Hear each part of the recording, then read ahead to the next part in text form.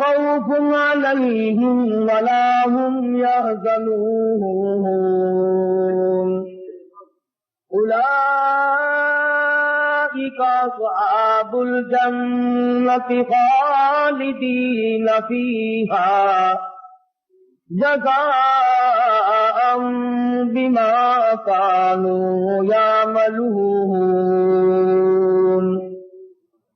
وقال النبي صلى الله تعالى عليه وسلم أرحم أمتي بأمتي أبو بكر وأشدهم في أمر الله عمر وأصدقهم على عثمان وأقضاهم علي. صدق الله مولانا العلي العظيم وصدق رسوله النبي الكريم ونحن على ذلك لمن الشاهدين والشاكرين والحمد لله رب العالمين. اللهم صل على محمد وعلى آل محمد كما صليت على إبراهيم وعلى آل إبراهيم إنك حميد مجيد. اللهم بارك على محمد وعلى آل محمد كما باركت على إبراهيم وعلى آل إبراهيم إنك حميد مجيد. ہو مشاہدہ آپ کی گفتگو ہو ہر چند ہو مشاہدہ آپ کی گفتگو بنتی نہیں ہے بات اور ساغر کہے بغیر.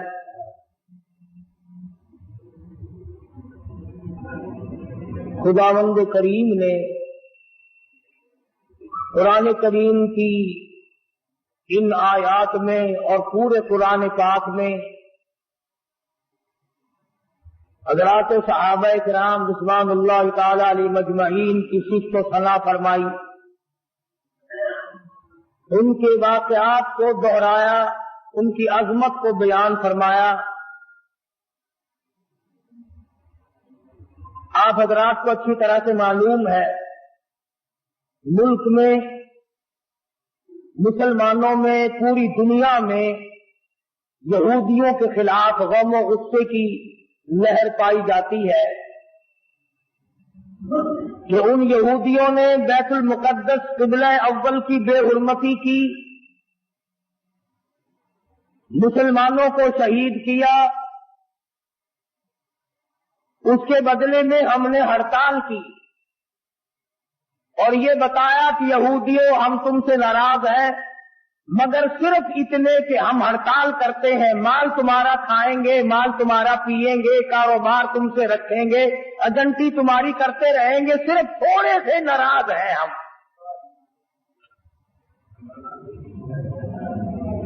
اور یہ کبھی نہ سوچا کہ بیت المقدس یہودیوں کے قبضے میں گیا کیوں، اور اس پر مسلمانوں نے کبھی غور نہ کیا کہ بیت المقدس کس ذات کے ہاتھ پر فتح ہوا تھا. آپ حضرات تاریخ پڑھتے نہیں، آپ کو تو صرف اتنا پتا ہے نا کہ نور جانے نئی فلم کون سی بنائی. تم کتبوں کی ابدال ہو، غوثوں کی اولاد ہو، نیک آدمی ہو، جنت کے ٹھیکیدار ہو، تمہارا تاریخ سے کیا واسطہ؟ بیت المقدس لڑائی کر کے فتح نہیں ہوا تھا. بیت المقدس کو فتح کرنے والا وہ جوان ہے جس کو محمد عربی صلی اللہ علیہ وسلم نے اللہ پاک سے جھولی پھیلا کر مانگ کے لیا تھا.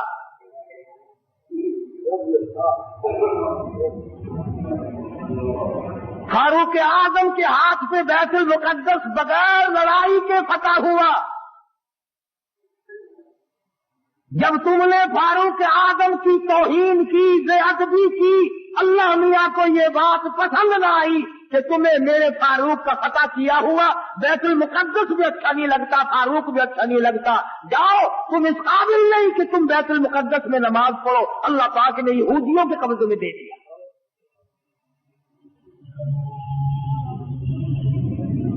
اور آج بھی جب تک تم فاروق اعظم کی غلامی نہیں کرو گے بیت المقدس نہ تم لے سکتے نہ تمہارا باپ لے سکتا ہے۔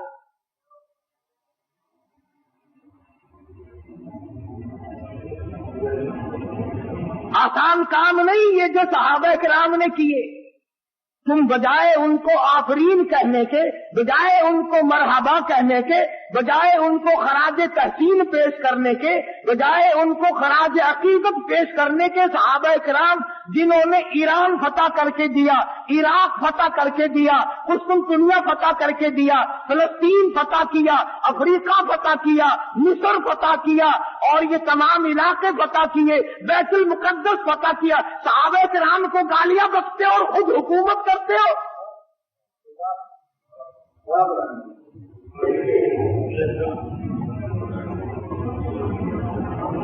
تم قائد اعظم کے آج تک احسان مند ہو کہ انہوں نے پاکستان بنایا، تم فاروق اعظم کے احسان مند کبھی نہ ہوئے کہ انہوں نے بیت المقدس فتح کر کے دیا۔ قرآن کریم صحابہ کرام کی عظمت بیان کرتا ہے، بار بار جگہ جگہ کوئی صورت ایسی نہیں، کوئی پارہ ایسا نہیں، کوئی جملہ ایسا نہیں جس میں صحابہ کرام کا اکرام نہ کیا گیا ہو، اور بار بار فرمایا او لوگو خبردار لا تسبوا اصحابی، او لوگو میرے کالی کملی والے کے یاروں کو کچھ نہ کہو۔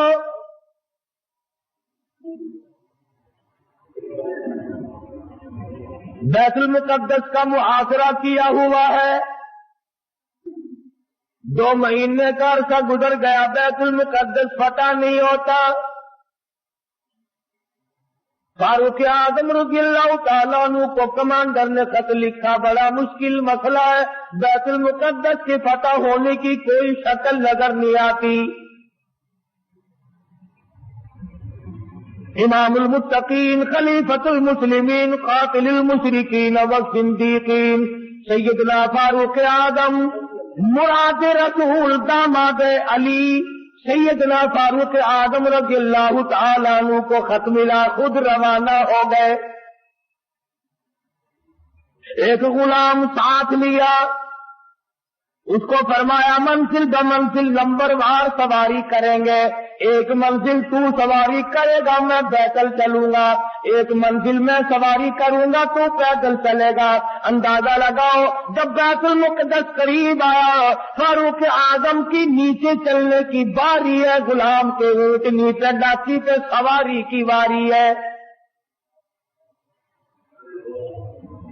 غلام عرض کرنے لگا امیر المومنین شہر قریب آ گیا، منزل مقصود قریب آ گئی، بیت المقدس نزدیک آ گیا، میری باری آپ لے لے، آپ سوار ہو جائیں، میں نیچے پیدل چلوں گا، آپ خلیفہ رسول ہیں، آپ شہنشاہ ہیں، امیر المؤمنین ہیں، خلیفۃ المسلمین ہیں، سارے مسلمانوں کے سردار ہیں، آپ سواری پہ سوار ہو کر چلے، لوگ کیا کہیں گے؟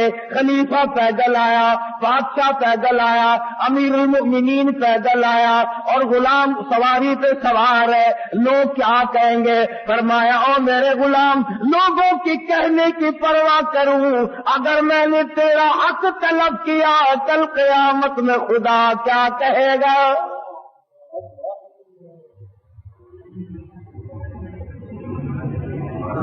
چنانچہ فاروق اعظم رضی اللہ تعالیٰ عنہ پیدل چل رہے ہیں،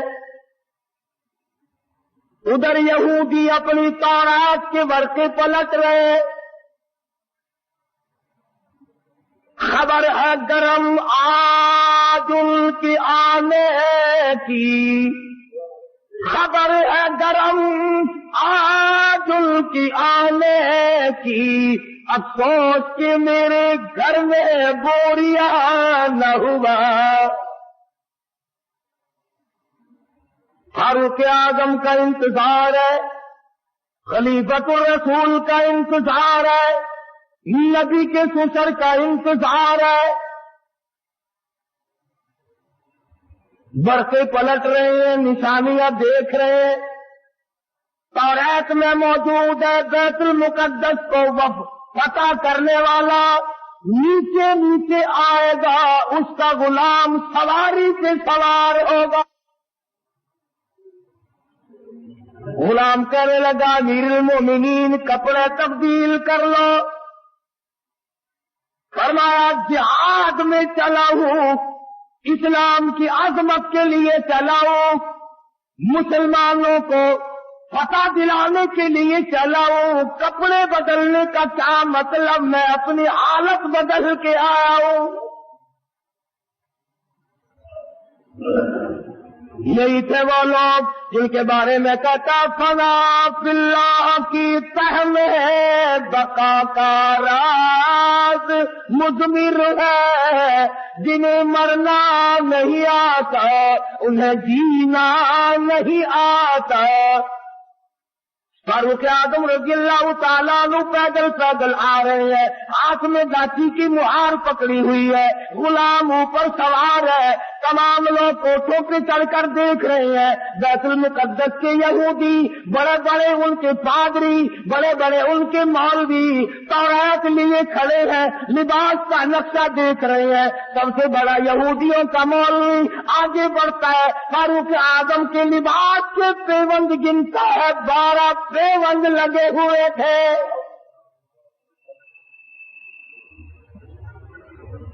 आगे बढ़कर सलाम करता है और पूछता है कि आप मदीने से तशरीफ लाए? फरमाया हाँ मैं हाजिर हुआ हूँ। पूछा आपका नाम? फरमाया मुझे उमर इब्ने खत्ताब कहते हैं। और ये दासी पे ऊँटनी पे सवार कौन है? फरमाया ये मेरा गुलाम है।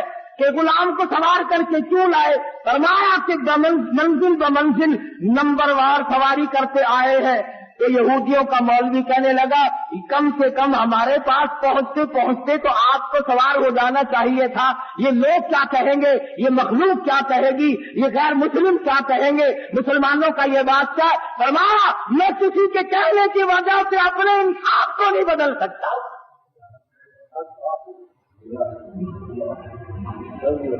यहूदियों का मौलवी आगे बढ़ा और कहने लगा अमीरुल मोमिनीन ये चाबियां लो बैतुल मुकद्दस की, हम गुलामी के लिए तैयार है। हमने फैसला कर रखा था जब तक फारूक न आए बैतुल मुकद्दस नहीं देंगे।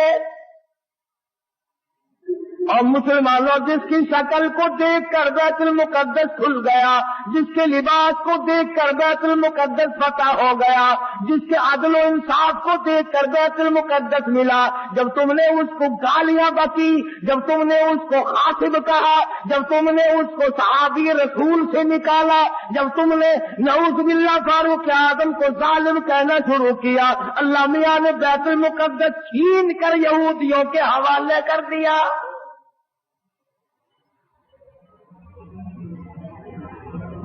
आज भी अगर सहाबा किराम की गुलामी की जाए तो बैतुल मुकद्दस 1 हफ्ते में लिया जा सकता है, वरना बैतुल मुकद्दस तो बैतुल मुकद्दस रहा, तुम्हारी इन मस्जिदों की खैर नहीं। समरकंद बुखारे की मस्जिदों को जाके देखो, शराब खाने बने हुए, नाच घर बने हुए। जब लोग चीज को असलियत पर नहीं रहने देते, खुदा फिर बदल दिया करता है निजाम। हम यूं नहीं कहते कि तुमने हड़ताल करके गलती की, ठीक है, नाराजगी का इजहार करना चाहिए, मगर यहूदियों की बोतलें बच दिए बगैर तो तुम जिंदा नहीं रहते। रात दिन यहूदियों का माल तुम्हारे मुल्कों में खपता है।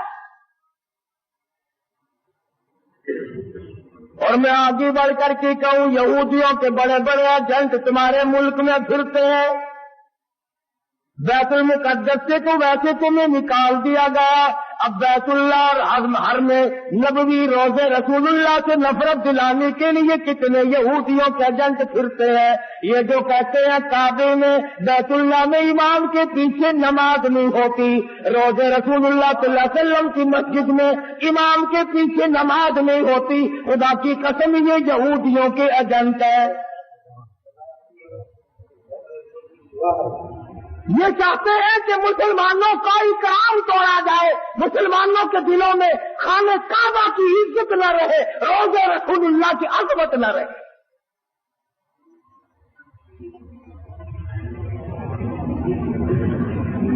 आज अगर सहाबा किराम जिंदा होते, किसी की क्या मजाल थी कि मुसलमानों के मुल्क पर यह किबला अव्वल पर यहूदियों का कब्जा बरकरार रह जाता।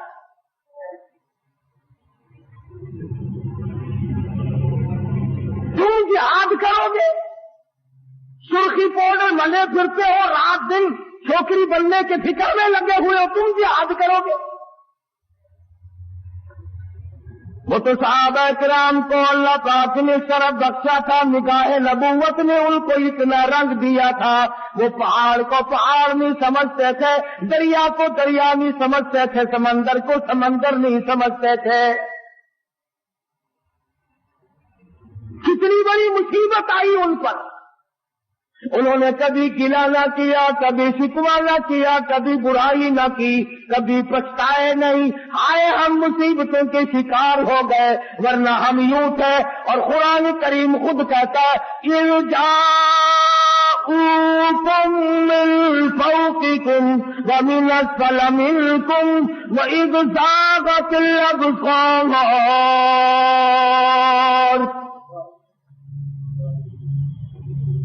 कुरान करीम खुद कहता है, सहाबा किराम को कहता है कि तुम्हारे दिलों में सांस अटक गए थे, मैंने तुम्हारी मदद की। वो उम्र फारूक जिसका लिहाज दरिया के पानी ने किया, दरिया की जमीन को खत लिख दिया, और दरिया अगर तो अल्लाह के हुक्म से बहता है तो बहता रहे, और अगर शिरकिया बातों से बहता है, लड़की की भेंट लेकर बहता है, बकरे की भेंट लेकर के बहता है, तेरी हमें कोई जरूरत नहीं, खुश हो जा। तो क्या आज़म फरमाते हैं, अगर तू बकरे की भेंट लेकर पानी चलाता है, अगर तू लड़की की भेंट लेकर रवा दवा होता, खबरदार तेरी कोई जरूरत नहीं। और अगर अल्लाह के हुक्म से बहता तो बहता रहे, अगर इसके खिलाफ किया खबरदार मैं तुझे सजा दूंगा। फारूक कहता दरिया को हवा दूंगा। खत ले जाकर दरिया की जमीन में दफन कर दिया। 14 साल गुजर गए, आज तक उस दरिया की जमीन में सूरज का मुंह नहीं देखा। कितना बड़ा इकराम है सैयदना फारूक आज़म रज़ियल्लाहु ताला अन्हु का। लोग आए, आतिशफिशा पहाड़ से लावा निकला, आग निकल रही है, बस्तियों को जलाती जलाती चल रही है।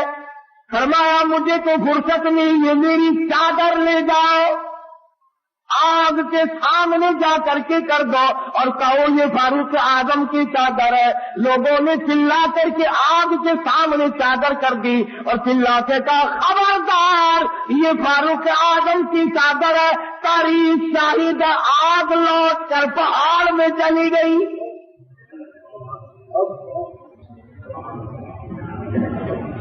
आग ने इकराम किया, आग ने इकराम किया,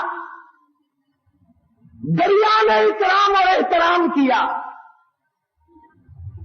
आज मुसलमान कुछ तो दुश्मनी करते हैं और कुछ उनसे चंद टके वसूल करने के लिए फारूक आज़म का नाम लेते हुए डरते हैं।